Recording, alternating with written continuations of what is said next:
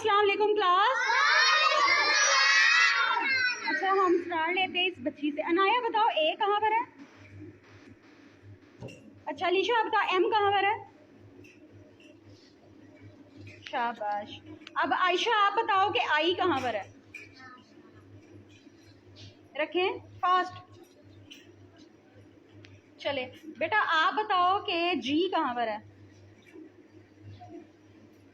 आप बताओ बेटा यू कहाँ पर है? अच्छा आप बताएं टी कहाँ पर है?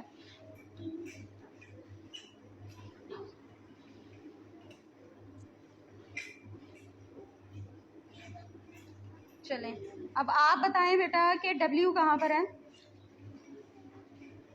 आप बताओ ओ कहाँ पर है?